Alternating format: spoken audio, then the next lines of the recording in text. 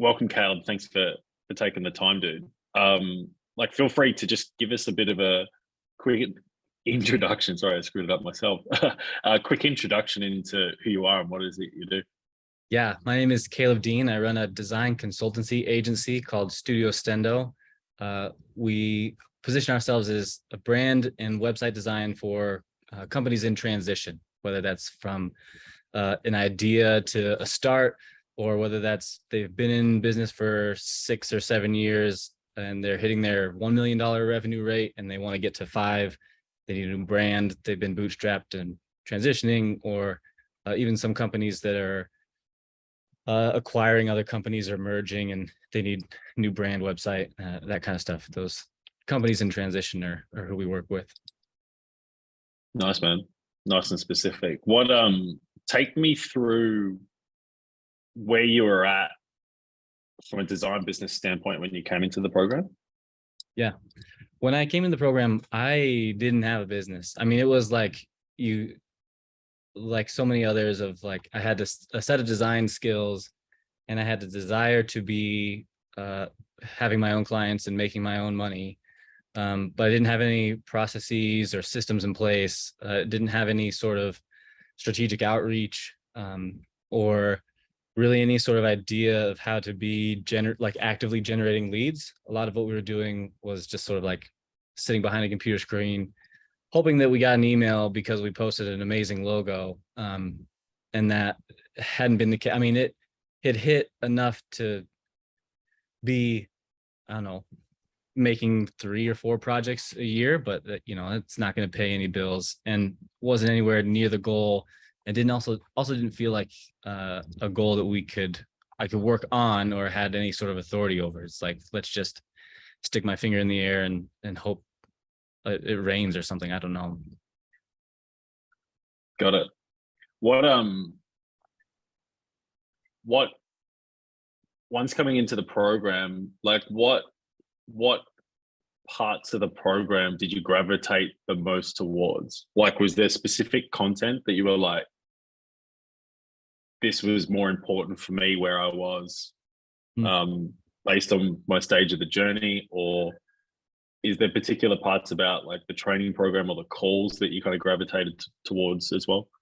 Yeah, in the program, there were really 2 things that I gravitated towards. One was, setting up systems so that it goes from, let me figure out how to deliver this brand and let me figure out what the client needs or how I make an offer or any of those sorts of things, refiguring out every single time to a system that works quickly and works effectively, and something that we can iterate on and learn from as it, you make one and it doesn't work, or you make one and you get some feedback. And so you go from, I don't know, like bicycle parts that you assemble every time you want to ride the bike that fall apart every time you're done riding the bike to, a bike that has gear shifters on it and you can figure out, if you're riding uphill or downhill and how fast you can pedal harder to to go faster, I suppose. So setting up those systems was really useful for me.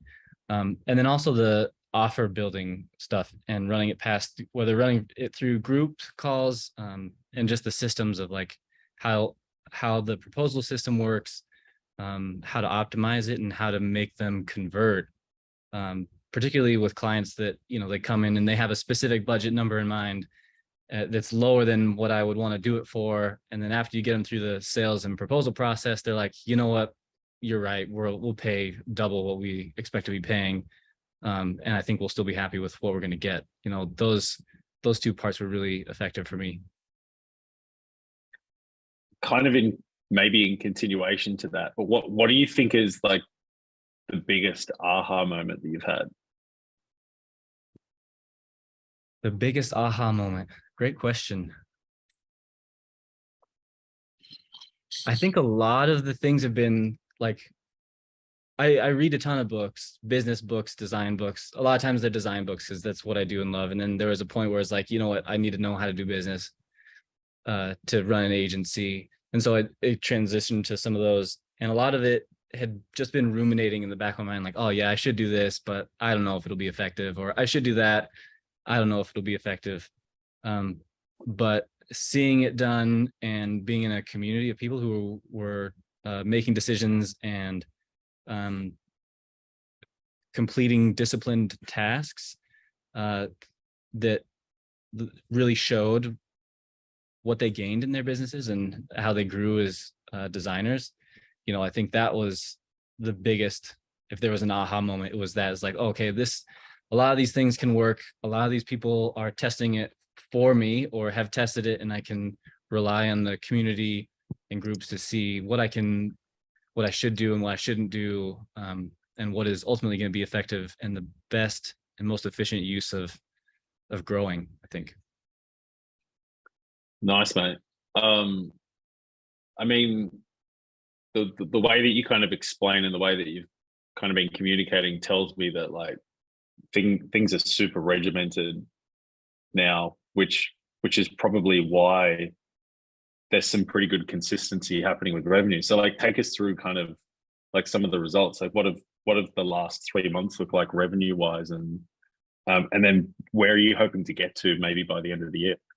Yeah. So the last 3 months, let's see, if it's August now, it would have been June. I booked a client in June for 87.5, so 8,750, which was still a little bit lower than I wanted to, but I just wanted to get close to that 10K mark. That felt like a milestone for me. The second client after that was 10.5, so just over it. And that Awesome. client, I was like kicking myself in the pants because I like sent the proposal to that client. I was like, yeah, I know these things are a little bit more, so thanks for giving me such a great deal. Which sucked because I was like, Awesome. leaving money on the table, Damn but I it. knew that my offer was right. So I was like, okay, well, I nailed the offer. Now I just needed to know that market a little bit better. And then the third client, most recent one, is 12.5. So we're sort of like really slowly walking up that ladder. And this third one was actually like, I didn't want to spend more than 10, but what you're offering is really great. So let's go ahead and do it. And it's been a great process so far. So that averages 10K months for the last 3. I'd love to be running at a 30K per month rate. So I'm like counting these as proof of concepts and also like getting a gauge for who has that kind of a budget and who doesn't.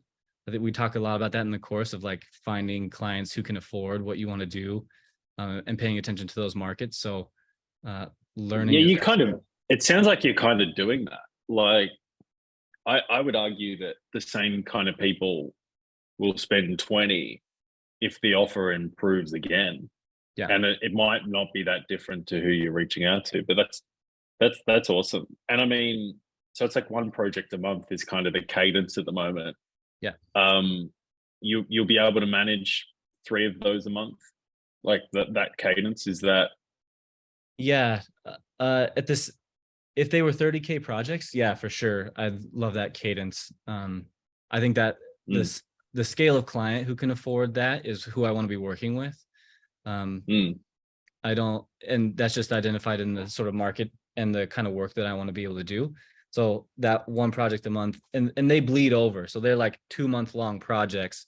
But by the time I'm in the second month, it's like, let's just finish out the processes and make sure they're really happy when the next one picks up, and, you know, some of the more heavy liftings on that front end. I think if I had I have goals and aspirations to hire on a few other designers and serve bigger clients like that. So the goal at the moment is that 30K run rate per month. And once we hit that, we'll figure out what the next one will be. Awesome. What is maybe, how is like what you've experienced up until this point this year changed the way that you think about what can happen from now on? Well, I mean, you go from being a designer who's sort of like walking around asking for pennies, like, oh, I can design you a logo. Oh, I can design you a logo. You know, you like drive down the street as a brand identity designer and you're like, I can help every single one of you. And that's not like, I don't think that's true, because one, they have to want to be helped, right? Like similar to the selling the pen idea. It's like they have to want to improve as a business if you're going to actually step in and help them. And two, like reaching out consistently, and like it's not I think designers take it personally sometimes when you reach out and say, hey, I can design you a better logo. And like a business owner says, no, thanks. One, that's a poor offer coming from the designer, but two, it's like a reality from the business person. It's like, well, they don't need a new logo. Like they need higher revenue streams, or they need a new revenue model, or they need a higher conversion rate. And figuring that out in the offer and learning that it's, business people talk to business people don't talk to designers. So framing, my perspective as from a business perspective than from a design perspective. You say very frequently, don't go in and prescribe design. And I think that's true. It's like, yeah, I would love to just dick around and design nice looking logos for people, but that's not what drives commerce. So speaking their language helps. Nicely put, dude. Yeah, that was a very nice way of putting it.